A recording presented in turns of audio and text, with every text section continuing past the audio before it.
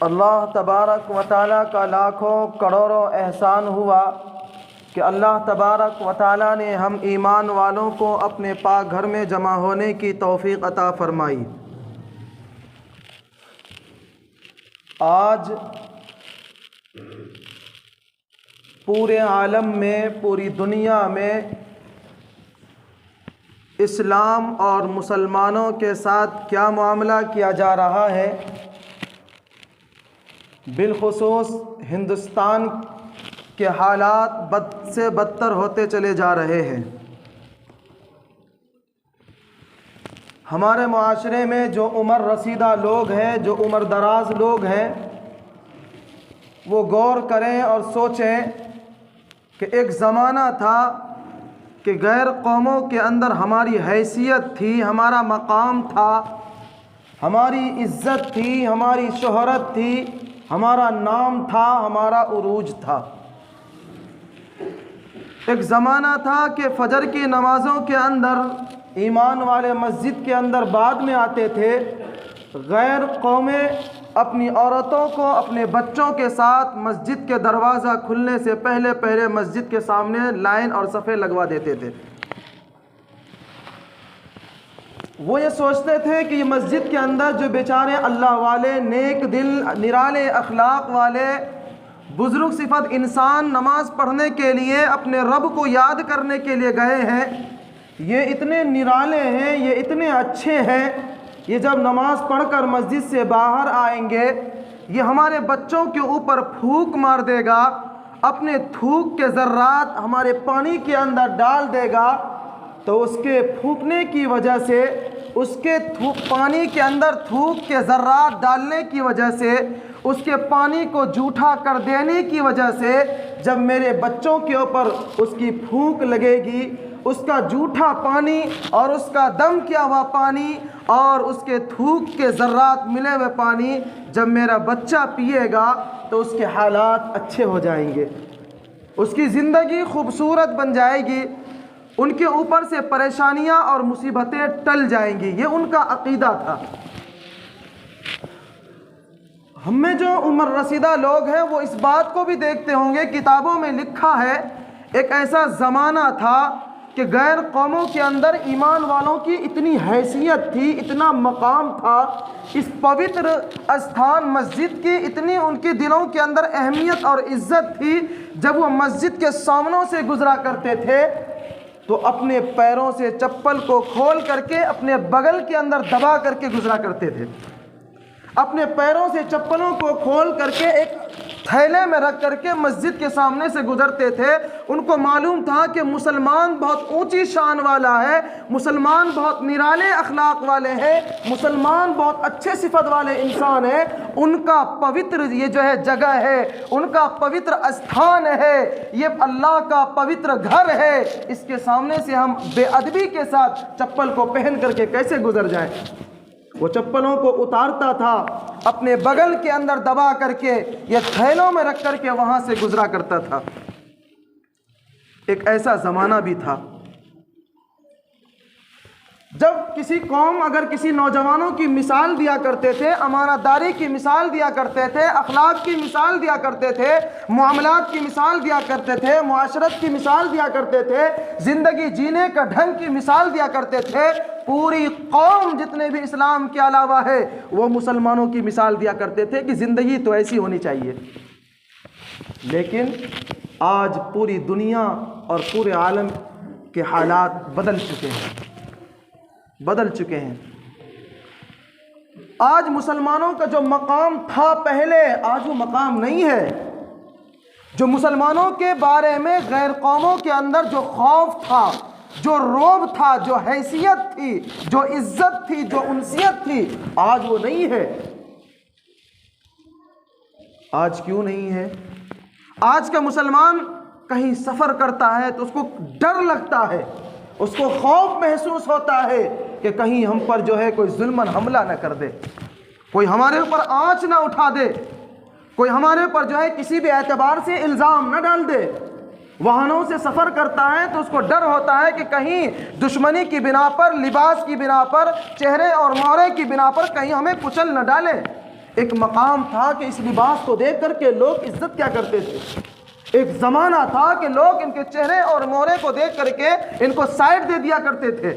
ایک زمانہ تھا کہ ان کے پہناووں کی مثال دی جاتی تھی. لیکن آج پوری دنیا کے حالات بدل چکے ہیں. آج ہم نے اپنے عروج کو کھو دیا ہے، اپنے مقام و منصب کو کھو دیا ہے، ہم نے عزت کو کھو دی ہے. آج مسلمانوں کے پاس کیا نہیں ہے جو پہلے نہیں تھا مسلمانوں کے پاس؟ آج اللہ کا دیا ہوا سب کچھ ہے. ہمارے معاشرے میں رہنے والے سارے لوگوں نے ایک زمانہ دیکھا ہوگا، غربت کی اتنی انتہا تھی کہ حتیٰ کہ معاشرے کے اندر جب مہمان آیا کرتے تھے کہ راتوں میں سلائیں گے کہاں، پریشان ہو جایا کرتے تھے، تو راتوں کو کھلا پلا کر کے کسی اس رشتہ دار کے اندر 2 کو سلا دیا، فلاں رشتہ دار کے اندر 3 کو بھیج دیا، اور دوسرے رشتہ دار کے اندر کسی کو سلا دیا. سونے کی جگہ نہیں ہوتی تھی. آج اللہ کا دیا ہوا پراپرٹی اتنی ہے کہ مسلمان اس کو شمار نہیں کر سکتا. لیکن ساری دولت، ساری شہرت، سارے مال، سارے جائیداد ہونے کے باوجود مسلمانوں کا جو پہلے مقام تھا، مسلمانوں کو جو عروج تھا، وہ آج مسلمانوں کے پاس نہیں ہے. اس کی وجہ کیا ہے؟ آج کے دور میں مسلمان پریشان حال کیوں ہے؟ اس پریشانی کو ختم کرنے کا علاج کیا ہے؟ یقیناً اس کا علاج قرآن و حدیث کے اندر ہے. ہر پریشانی اور ہر بیماری کا علاج قرآن اور حدیث کے اندر ہے. کیونکہ مسلمانوں، اس پوری دنیا کے اندر کوئی ایسی مصیبت یا پریشانی یا کوئی ایسی بیماری، یا بیماری جسمانی ہو یا روحانی ہو، ایسی کوئی چیز ہے ہی نہیں جس کا علاج قرآن و حدیث کے اندر نہ ہو. یقیناً قرآن و حدیث کی روشنی میں تحقیقات کی بنیاد پر ہماری اور آپ کی بیماریوں، ہماری اور آپ کی پریشانیوں کا علاج ہے. وہ علاج یہی ہے کہ ہم نے اور آپ نے گناہوں کی وجہ سے مصیبت اپنے اوپر انہیں لی ہے. جب انسان گناہ کرتا ہے کہ گناہ کرنے کی وجہ سے حالات ان پر آتے ہیں،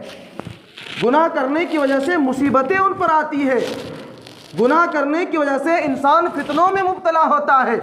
جیسے اچھے اعمال کے ایک اثرات ہوتے ہیں، ایسے برے اعمال کے بھی اثرات ہوتے ہیں. نماز کا ایک اثر ہے، وضو کرنے کا ایک اثر ہے، ذکر و اذکار کرنے کا ایک اثر ہے، قرآن پڑھنے کا ایک اثر ہے. ایسے ہی گناہوں کا بھی اپنا ایک اثر ہے. جب انسان گناہ کرتا ہے تو گناہ کی وجہ سے انسان فتنوں کے اندر مبتلا ہوتا ہے، گناہ کی وجہ سے انسان حالات کے اندر مبتلا ہوتا ہے، گناہ کی وجہ سے انسان پریشانیوں میں مبتلا ہوتا ہے. اور سب سے بڑی نحوست یہ ہے، جب انسان گناہ کرتا ہے وہ اللہ کی نظروں سے گرا دیا جاتا ہے. آج ہر انسان پریشان حال ہے. جب انسان گناہ کرے گا اللہ کی نظروں سے ٹھکرا دیا جائے گا، اللہ کی نظروں سے گرا دیا جائے گا. کون ایسا ہوگا جو اس کو اللہ کے یہاں مقام دلائے گا، اللہ کے یہاں عزت دلائے گا؟ مثال کے طور پر اگر کوئی بیوی اپنے شوہر کے سامنے سے عزت کو کھو دے، اپنے شوہر کے نگاہوں سے اپنے مقام کو کھو دے، تو پوری دنیا مل کر آ جائے، اس عورت کو وہ مقام دلانے کے لیے وہ اس کو وہ مقام نہیں دلا سکتے. چاہے وہ عورت ارب کھرب پتی اور کروڑ پتی کیوں نہ ہو، چاہے وہ حسن و جمال کا پیکر ہی کیوں نہ ہو، اگر شوہر کی نگاہوں سے ان کا مقام گر گیا ہے، پوری دنیا مل کر بھی اس کو وہ مقام نہیں دلا سکتے. اگر کوئی غلام ہے، وہ اپنے مالک کے نظروں سے گر چکا ہے، اس کے مالک نے اس کو اپنی نگاہوں سے ٹھکرا دیا ہے، پوری دنیا مل کر اس غلام کو اس مالک کا مقام نہیں دلا سکتا. اگر اولاد ہے، اس نے اپنے ماں باپ کی شان میں گستاخی کی ہے، اگر اس نے اپنے ماں باپ کا دل دکھایا ہے، اگر اس نے اپنے ماں باپ کی نافرمانی کی ہے، اگر ماں باپ اپنی اولاد کو نظروں سے گرا دے، تو پھر پوری دنیا بھی مل کر ماں باپ کے مقام کے برابر اس کو پہنچانا چاہے تو وہ اس اولاد کو نہیں پہنچا سکتی. مثال کے طور پر امام غزالی رحمۃ اللہ علیہ نے احیاء العلوم کے اندر ایک واقعہ لکھا ہے. ایک عورت کا ایک لڑکا تھا، لیکن بڑا نافرمان تھا. ماں بہت اس کو سمجھاتی تھی کہ بیٹا ایسا نہیں کیا کرتے، یہ غلط ہے، لیکن وہ اپنی ماں کی بات کو نہیں مانتا تھا، آئے دن وہ اپنی ماں کی نافرمانی کرتا رہتا تھا۔ تو ماں ایک دن ناراض ہو کر کے اس نے اپنے سینوں پر پتھر رکھ کر کے اپنی اولاد کو گھر سے ویران کر گھر سے جو ہے دربدر کر دیتی ہے اور گھر سے نکال دیتی ہے کہ جا تو جہاں چاہے چلے جا، لیکن میرے گھر کے اندر تیرے لیے کوئی جگہ نہیں ہے۔ وہ لڑکا نکلتا ہے گھر سے، صبح سے لے کر شام تک پورے علاقے کا چکر لگاتا ہے۔ اخیر رات میں وہ اپنے گھر کے پاس آتا ہے، اپنے گھر کے دروازے کی چوکھٹ پر جہاں ان کے ماں باپ کے چپل رکھے ہوئے تھے، اس کو کوئی آستھا کی جگہ نہیں ملی۔ وہ لڑکا رات کے آخر حصے میں آ کر کے اس نے اپنی پیشانی کو اپنے گھر کی چوکھٹ پر اپنے ماں کے چپلوں کے بیچ میں رکھ دیتا ہے اور منہ کو رگڑتے رگڑتے اور روتے روتے سو جاتا ہے۔ صبح کو جب کسی ضرورت کی وجہ سے اس کی ماں دروازہ کھولتی ہے یا کوئی سائل آیا، اس نے آواز لگایا، اس نے دروازوں کو کھولا، کو سب سے پہلی ماں دیکھتی ہے کہ میرے گھر کے چوکھٹ پر میرے جہاں چپل پڑے ہوئے ہیں وہاں میرا بیٹا جو ہے اپنی پیشانی کو نیچے رکھ کر کے نیند کے اندر ہے اور آنکھوں سے آنسو جاری ہے۔ تو ماں نے کہا کہ کم بخت، بے غیرت، بے حیا، میں نے تجھے نکال دیا تھا، یہاں پر تجھے کوئی آستھا کی جگہ نہ ملی، تجھے کوئی گھر نہ ملا، تمہیں کوئی مقام نہ ملا، تمہیں کہیں سے روٹی کے 2 لقمے نہ ملے، کیوں تو میرے در پر پھر دوبارہ آ گیا ہے؟ کیوں تو نے میرے چوکھٹ کو آ کر کے لازم پکڑ لیا ہے؟ جا کہیں نکل جا۔ مسلمانوں سنیں اس بچے نے کیا کہا کہ اماں یقیناً میں دنیا میں کہیں بھی چلا جاتا، میں آستھا کی جگہ ڈھونڈ لیتا، میں اپنے سر کو چھپانے کے لیے اپنے مکان کو تلاش کر لیتا، اگر مکان نہ بھی ملتا تو میں کسی درخت کے سائے میں پناہ لے لیتا اور میں دنیا بھر میں کہیں بھی جا کر کے رزق کو تلاش کر کے اپنے پیٹ کو بھر لیتا، اور اگر رزق نہ بھی ملتا، کسی کتے کا جوٹھا بھی مل جاتا، میں اس کو اٹھا کر کے اپنا پیٹ بھر لیتا، مگر ماں مجھے تیری ممتا نے جھنجھوڑا ہے اور تیری چوکھٹ پر لا کر کے رکھ دیا ہے۔ میں نے یہ سوچا ہے کہ میں دنیا کما لوں گا، دنیا میں آستھا بنا لوں گا، دنیا میں لقمے اٹھا کر کے کہیں سے اپنا پیٹ بھر لوں گا، مگر ماں کی ممتا پوری دنیا بھی مل کر مجھے نہیں عطا کر سکتے، اس لیے میں نے تیری چوکھٹ کو لازم پکڑا ہے۔ یقیناً مسلمانوں، پوری دنیا والے مل کر بھی اگر ماں کی ممتا کا حق ادا کرنا چاہے تو حق ادا نہیں کر سکتے۔ یہ ماں کی ممتا کا عالم ہے۔ اگر ماں اپنی نظروں سے بچوں کو ٹھکرا دے، اس کو چاہے پوری دنیا کی دولت مل گئی ہو، مگر ماں کا ممتا کیا ہوتا ہے، وہ ممتا اس کو پوری دنیا والے ہی فراہم نہیں کر سکتے۔ تو ذرا سوچئے، جس انسان نے گناہ کر کے اپنے رب کو ناراض کر لیا ہو، اپنے رب کے نگاہوں سے گر گیا ہو، تو بتائیے اس کو کوئی ٹھکانہ مل سکتا ہے؟ آج یہی وجہ ہے کہ ہمارے پاس کوئی کمیاں نہیں ہیں، پہلے کے مقابلے میں بہت عہدہ ہمارے پاس ہے، بڑی منصب ہمارے پاس ہے، بہت شہرت ہمارے پاس ہے، بڑے مال و جائیداد ہمارے پاس ہے، لیکن اثر یہ ہوا ہم نے اتنا گناہ کیا ہے، اس گناہ کر کر کے ہمیں اللہ نے اپنی نگاہوں سے گرا دیا ہے۔ آج سب کچھ ہونے کے باوجود ہماری کوئی حیثیت نہیں ہے۔ یہ ہمارا اور آپ کا حال ہے۔ ہم اور آپ دنیا میں دیکھتے ہیں، اگر کوئی گائے ہے یا بیل ہے، اونٹ ہے، حتیٰ کہ کتا ہے، اگر اس کے گلے کے اندر رسی کا پٹا لگا ہوا ہے، اگر اس کے گلے کے اندر رسی بندھا ہوا ہے، تو کوئی بھی اسے ہاتھ نہیں لگائے گا، کوئی بھی اس کو نہیں مارے گا،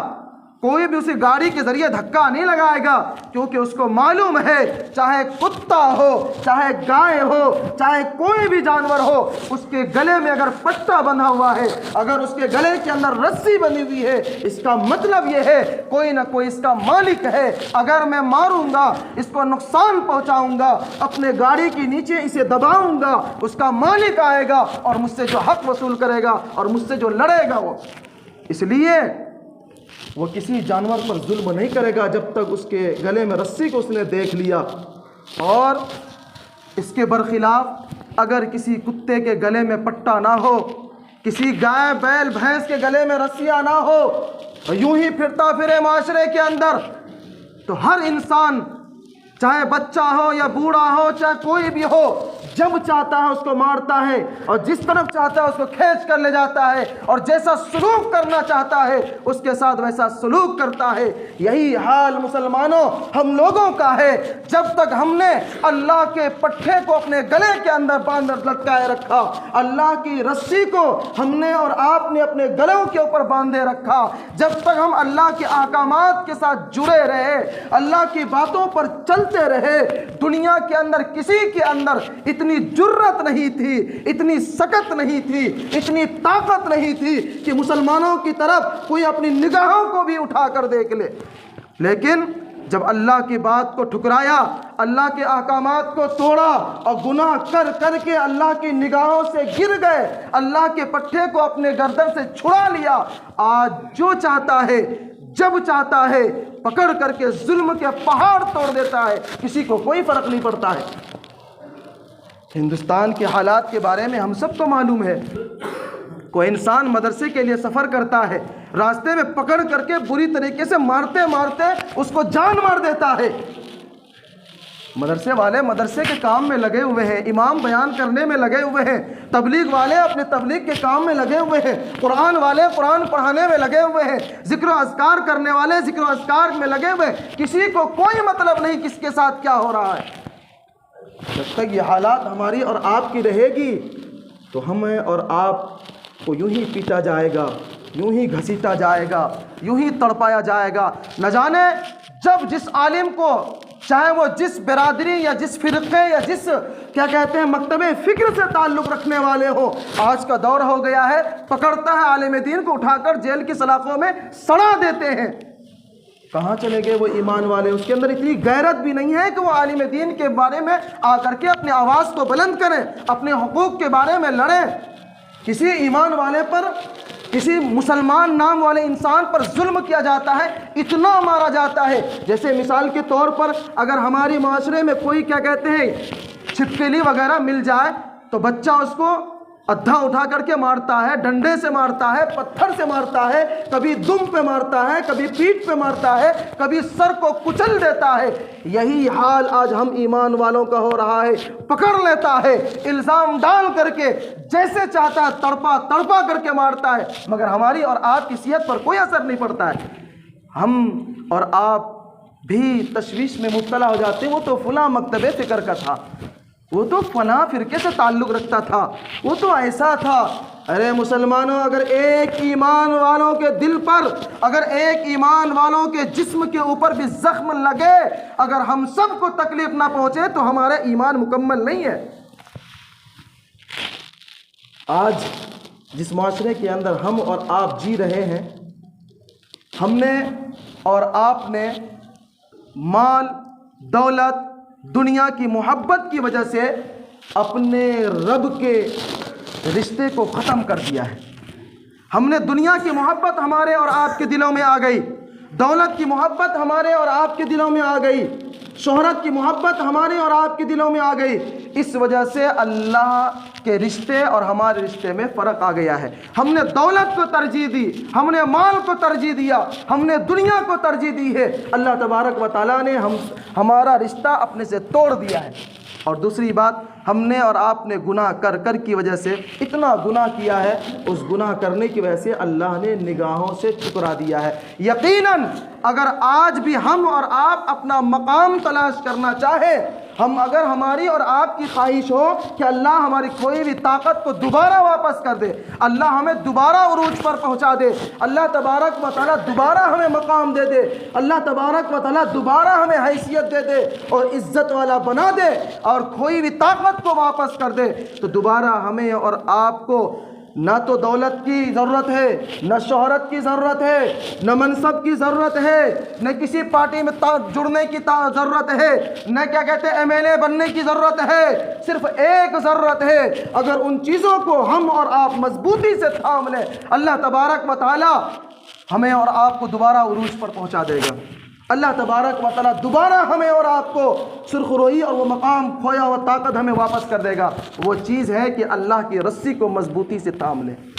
اللہ کے احکامات کے اوپر سارے ایمان والے آ جائیں، اللہ کے احکامات کو اپنی زندگیوں میں اجاگر کرنے والے بن جائیں، اگر اللہ کی رسی کو ہم تمام ایمان والے مضبوطی سے پکڑ لیں گے، مضبوطی سے تھام لیں گے، چاہے دولت ہو یا نہ ہو، چاہے شہرت ہو یا نہ ہو، چاہے بڑی جماعت ہو یا نہ ہو، چاہے کوئی طاقت پیچھے ہو یا نہ ہو، انشاءاللہ ہم ہی وہ قوم ہے کہ اللہ تبارک و تعالیٰ دوبارہ ہمیں وہ عروج عطا فرما دے گا۔